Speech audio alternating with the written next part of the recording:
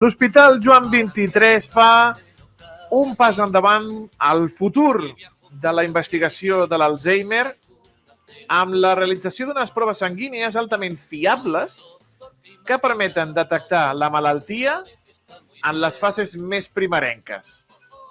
Avui parlem amb un dels responsables de l'equip, el doctor Chema González, a la nostra secció col·laborativa amb el Col·legi de Metges de Tarragona. Saludem-lo, doctor González, molt bona tarda. Muy buenas, ¿qué tal? Aquí estamos, muchas gracias por la invitación. És un plaer. Estem més a prop cada vegada d'acabar amb aquesta xacra que és l'Alzheimer? Pues ojalá. La verdad es que hemos dado un gran avance en el hospital, de momento con la parte diagnóstica más que con la parte terapéutica. El avance es que gracias a que en los últimos años la tecnología nos ha permitido detectar las proteínas a concentraciones muy bajas, ahora mismo podemos detectar con una analítica de sangre las proteínas de la enfermedad de Alzheimer circulando por la sangre. Esto básicamente convierte una analítica capaz de detectar la enfermedad pues antes incluso que la gente lo detecte, aunque no está indicado hacerlo en este momento, solo para cuando aparezcan los síntomas, pero podemos detectar con una analítica muy fiablemente el Alzheimer en la sangre. Com es feien les proves per diagnosticar l'Alzheimer abans, doctor González? Pues teníamos dos formas de diagnosticarlo de forma biológica. Tradicionalmente una tercera, que es la necropsia, es decir, esperar a que un paciente fallezca y mirar en el cerebro microscopio, ¿no? Pero obviamente esto no es muy viable en la práctica clínica diaria por razones evidentes. Y sí que existían dos formas de poder diagnosticar biológicamente la enfermedad. Una era hacer una punción lumbar, que es conceptualmente lo mismo, pero en vez de mirar estas proteínas en la sangre, mirarlas en el líquido que envuelve el cerebro y la médula, y si estas proteínas eran detectadas, pues podíamos confirmar que ese deterioro cognitivo muy probablemente era debido a una enfermedad de Alzheimer. Y la otra forma era hacer lo que se conoce como un PET de amiloide. Las pruebas PET, de tomografía por emisión de positrones, son un tipo especial de escáner que marcando radioactivamente distintas moléculas, somos capaces de ver procesos biológicos del cerebro. En este caso, pues teníamos una forma de marcar esta proteína amiloide en el cerebro y cuando escaneas al paciente, pues ver cómo brilla si está esa proteína y efectivamente confirmar pues que las proteínas de la enfermedad de Alzheimer pues podían estar presentes en ese cerebro que a su vez tenía unos síntomas que son pues pérdida de memoria y deterioro cognitivo. Lo que pasa es que el PET de amiloide es una prueba bastante cara, está disponible en muy pocos centros y la punción lumbar pues no deja de ser una prueba invasiva, también es relativamente cara, no tanto como el PET, pero también es relativamente costosa y es una prueba invasiva pues que no hace mucha gracia, ¿no? Sin embargo, una analítica de sangre pues todos estamos acostumbrados, realmente lo hace mucho más escalable, barato, sencillo, accesible y realmente va a ser un gran avance, ¿no? En los próximos años seguramente se vayan implementando cada vez en más centros porque ya los nuevos criterios diagnósticos de la enfermedad de Alzheimer incluyen esta analítica de sangre como una posible, como un marcador, ¿no? Para uso diagnóstico.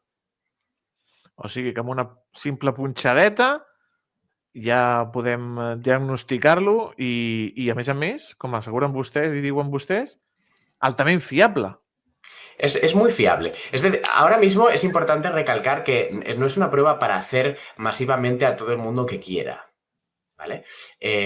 Aunque técnicamente sería... no hay ningún impedimento técnico, pero la indicación clínica y sobre todo por el manejo de la información es importante hacerla en un contexto clínico adecuado, ¿no? Para estudiar a una persona que tiene un deterioro cognitivo en el que podamos sospechar que una de las posibilidades efectivamente es una enfermedad de Alzheimer. Aunque técnicamente esta analítica podría ser capaz de detectar la enfermedad de Alzheimer incluso antes de que la persona notase los primeros síntomas, esto en la práctica clínica diaria pues supone ciertos dilemas también éticos incluso, ¿no?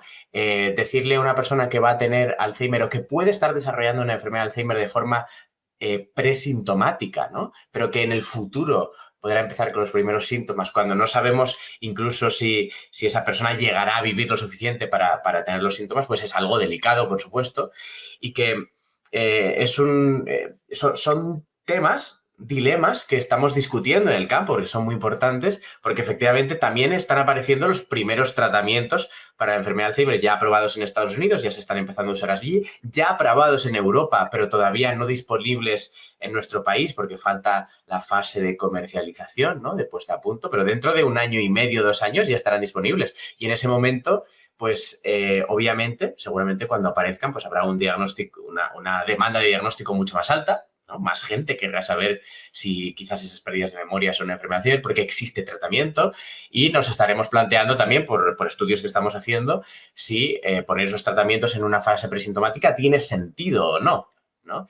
Bueno, son preguntas todavía abiertas, interesantes. Lo que sí que es real y es cierto es que vamos a vivir un nuevo cambio de paradigma en la enfermedad de Alzheimer. Vamos a pasar de un momento en el que no existía nada para tratarla a un momento en el que existe, por una parte, tratamientos que pueden ralentizar la enfermedad, ojo, no parar, no curar, pero sí ralentizar aproximadamente un 30%, por lo que dicen los estudios, y existen formas de diagnosticarlo muy sencillas, muy fiables, baratas y escalables. Por lo tanto, seguramente hay una explosión, ¿no? Tanto diagnóstico como terapèutica de aquí a los próximos años.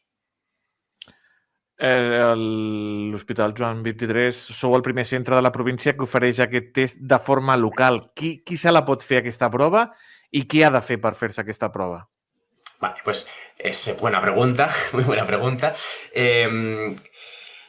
Para lo que es técnicamente para hacérsela es una analítica de sangre que hacemos nosotros en la unidad y que sí que lo tenemos gestionado nosotros internamente porque estamos digamos, iniciando, ¿no? Como estas primeras analíticas y tenemos que todavía cerrar el circuito, pero técnicamente es una analítica literalmente igual que como si te pidieran el colesterol, ¿vale? Lo que pasa es que esa muestra hay que procesarla rápido, hay que llevarla rápido al laboratorio y lo que hacemos es congelar todas las muestras que vamos acumulando y 1 o 2 veces al mes utilizamos la máquina que es capaz de hacer estas determinaciones para, pues un poco por optimización, ¿no? Juntamos muchas muestras y las analizamos el mismo día. Entonces, hay una pequeña parte técnica que requiere congelación, ¿no? De las muestras y eso hay que tener disponibilidad para congelar.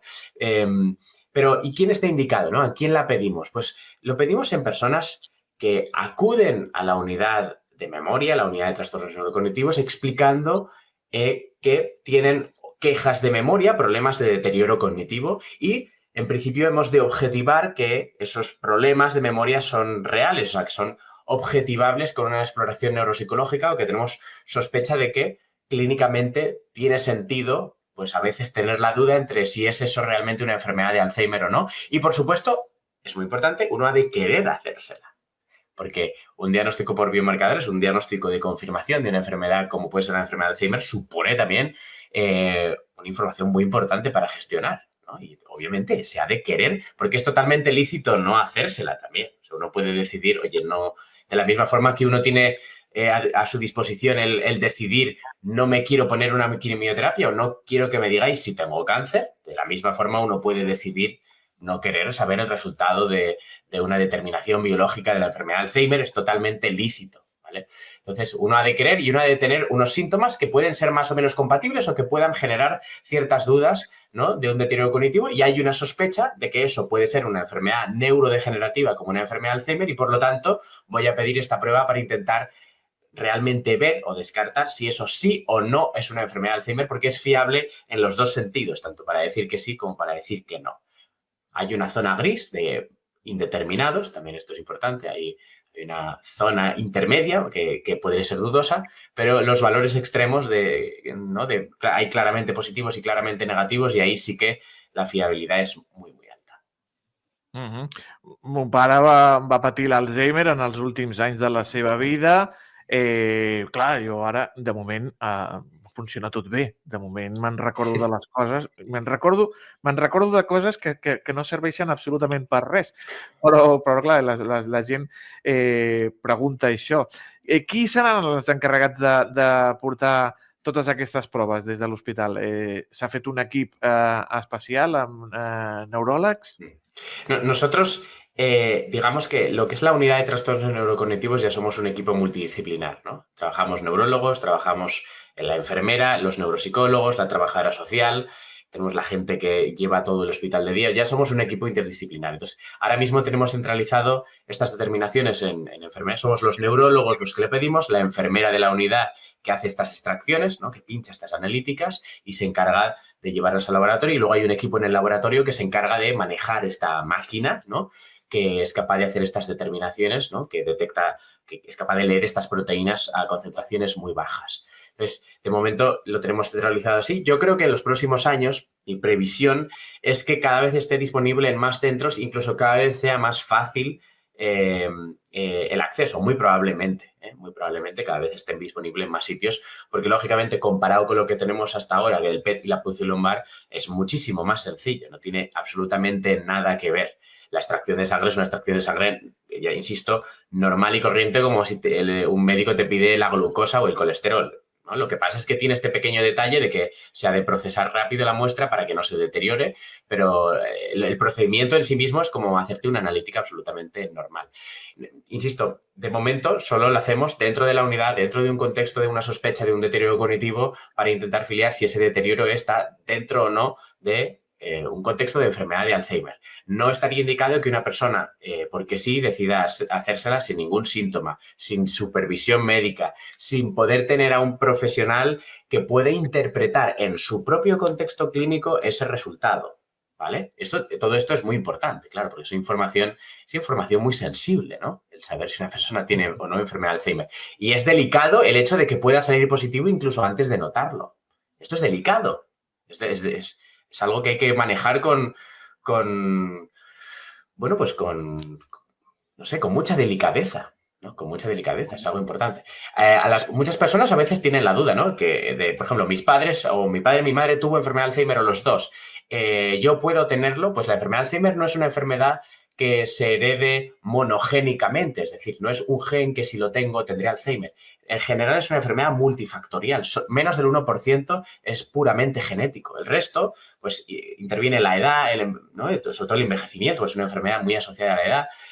Intervienen los estilos de vida, la alimentación, el ejercicio físico, la calidad del sueño, los tóxicos como el tabaco, como el alcohol, interviene la genética también, pero bueno, es un popurrí de cosas que hace impredecible el saber si una persona, por mucho que sus padres tuvieran o no Alzheimer, predecir si lo desarrollará o no.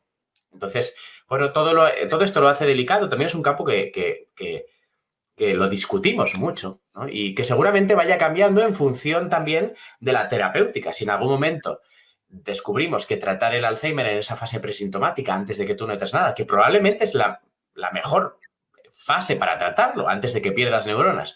Si descubrimos que tratarlo en esa fase es mejor que tratarlo en la fase sintomática, entonces sí que tendrá sentido que, ¿no? Esto es una cosa que a día de hoy no haremos, pero quizás dentro de unos años, oye, pues igual que se hacen las mamografías, igual que se hace el PSA para detectar un cáncer de mama precoz o un cáncer de próstata, pues se haga una analítica de screening de Alzheimer. Esto estoy hablando de neurología ficción del futuro, pero no me extrañaría nada que dentro de unos cuantos años pues pudiéramos llegar a una situación así. Ara l'Associació d'Alzheimer de Reus i del Baix Camp estan oferint revisions neurocognitives gratuïtes. Com hem dit, des de l'Hospital Joan 23 es fan aquestes proves, aquestes proves sanguínies altament fiables que permeten detectar la malaltia en les fases més primerenques.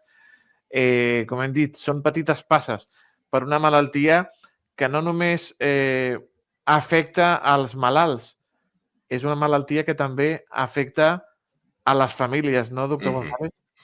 Hay que tener en cuenta que detrás de cada paciente con enfermedad de Alzheimer hay un cuidador, o varios, que conforme va aumentando la dependencia de ese paciente, ¿no? Conforme más discapacidad va teniendo, esas otras personas cuidadoras van teniendo que poner más de su parte, más de su tiempo, más de sus ayudas físicas, de sus manos, para suplir esas necesidades que la otra persona no puede cubrir. Y hay que tener en cuenta que al final pues acaban siendo cuidadores 24/7. Y esto puede ser en una enfermedad muy larga, como es la enfermedad de Alzheimer, puede desgastar muchísimo y hay que cuidar mucho a los cuidadores, porque al final un cuidador cansado y agotado muy probablemente condicione un enfermo maltratado. Si tú no te puedes cuidar a ti mismo, si no puedes con tus propias necesidades básicas, probablemente mucho menos con los de la otra persona. Es muy fácil que si uno no puede cuidarse, pues al final acabe chillando, gritando, saliendo, ¿no? Sacándote de tus casillas, pues circunstancias pues a veces mínimas, pero que son difíciles y que uno no puede gestionar emocionalmente porque está al borde del colapso, ¿no? O sea, hay que cuidar mucho a los cuidadores y a las familias porque esto es algo tremendamente complicado. Se sufre mucho la enfermedad dentro del entorno familiar. Es una enfermedad que afecta al entorno familiar porque ese enfermo está en un contexto y al final ese contexto tiene que poner de su parte para suplir, ¿no? Esas funcionalidades. Es un tema complicado en el que faltan muchos recursos.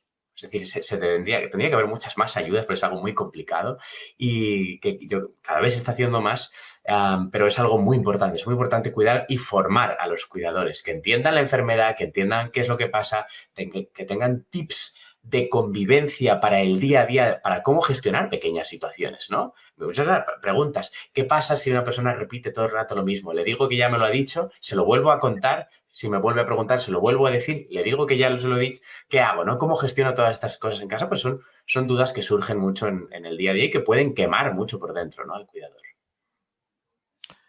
Xema González, neuròleg de l'Hospital Joan 23 de Tarragona i al capdavant d'aquest equip d'aquestes proves sanguínies per la investigació de l'Alzheimer per detectar aquesta terrible malaltia. Moltíssimes gràcies per acompanyar-nos aquí al carrer Major amb aquesta secció que fem amb el Col·legi de Metges de Tarragona. Una abraçada i enhorabona per la feina.